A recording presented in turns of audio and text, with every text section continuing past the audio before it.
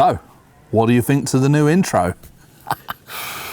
Yeah, I've been messing about with that this morning, at learning new programs, and well, it's not new programs, it's all the same package, but yeah, getting your head around different things, and it's like when I started taking photos and started using Photoshop, it looked pretty technical to start with, but once you delve into it and you get used to it, it's not so bad. So we're back home.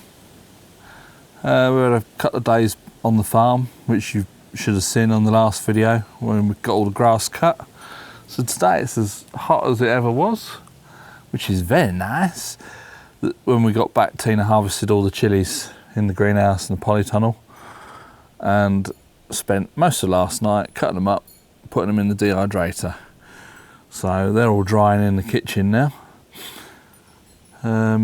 Tina's made another jam today. She made one last week using 7-pot chilies, and it didn't quite work. I think because the 7-pot has got such a unique flavour that it didn't quite work with the other ingredients. So she's tried the same jam, this time using Aji lemons. So hopefully we'll try that a bit later on and see how that one turns out.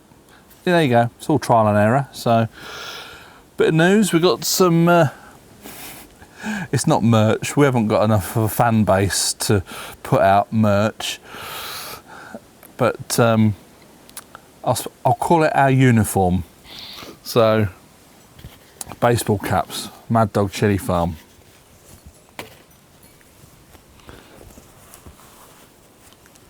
There you go, Mad Dog Chilli Farm. Not too impressed with the quality. Got it all done online, but how long they're going to last, I'm not sure. We'll probably look into a better solution in the future. If we're going to go down the line of doing merchandise for the channel and for our business, then I will look at a slightly better quality outfit, shall we say. So we've got baseball caps, one for me, one for Tina.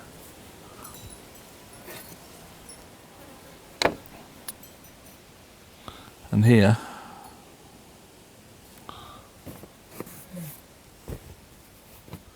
we've got,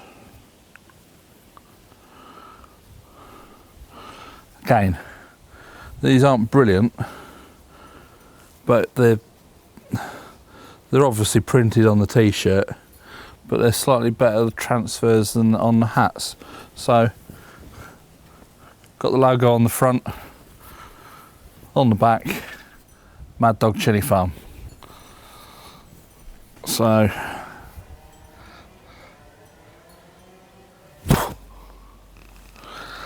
there we go. How's that for magic? So yeah, just tells you we are on the back, Mad Dog Chilli Farm. So if we're out and about shopping and you see us wear these t-shirts, give us a shout. You're not likely to, but there you go. One day it might happen.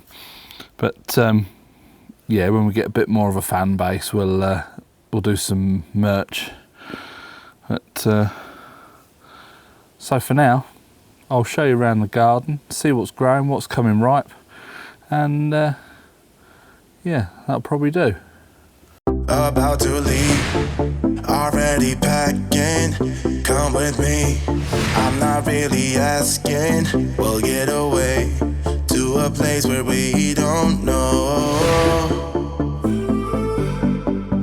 About to see the world in action, what we can be, life with no distractions, we'll get away, this is what we waited for.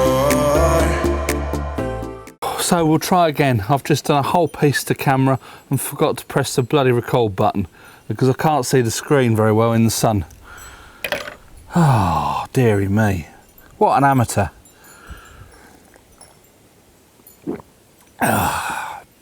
Anyway, Tina's been grinding some chilies in the kitchen. You won't be able to hear the noise now, but when I did this bit earlier, you could hear it going.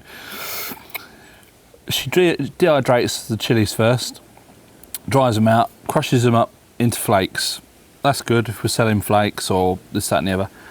But she's experimenting with powders so that we can make some sort of rubs.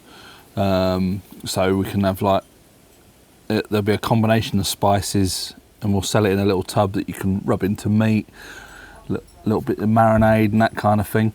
So she's been grinding up some habaneros, because we've got like a little grinder which is for like doing coffee beans and that kind of thing. And it grinds them up to a real good powder, so she's just been doing that. Here it goes again now. I don't know if you can hear that, but so that's what she's up to. We've just had a quick look around the garden. I've given myself a lot of work to do, putting on editing on the computer, which I enjoy doing, so I don't mind that. Yes, it's turned out another nice day again. Of course, I've got the camera in the shade and I'm sat in the sun, so yeah, it's all right. But yeah,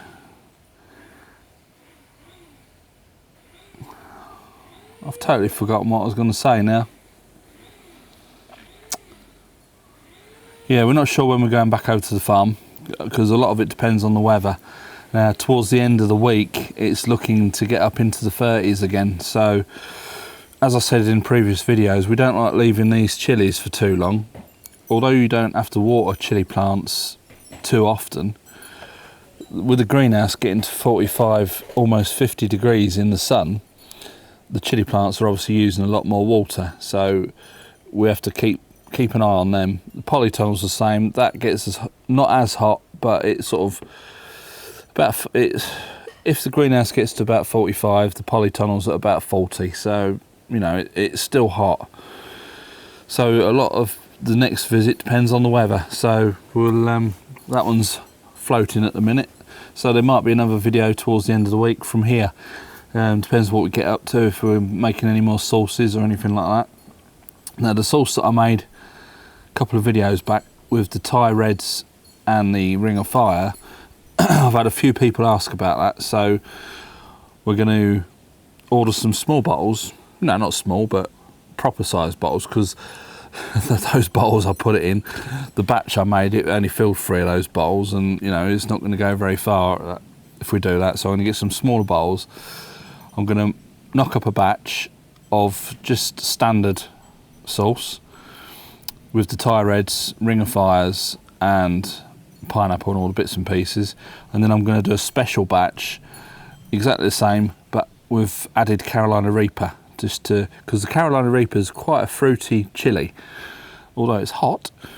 So we're going to try and do a batch with that.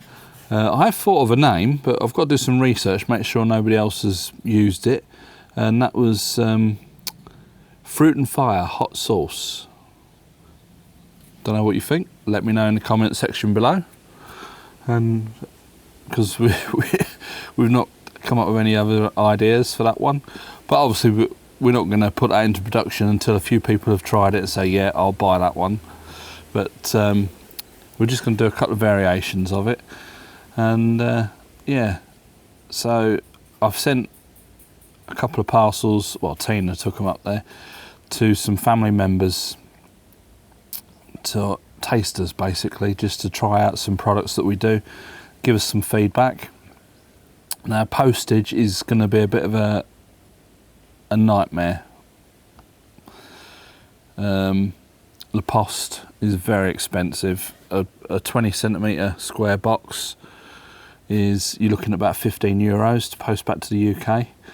Tina's found one which is Mondial Relay, the same box, just less than a kilo in it, sent back to the UK, was just over €10.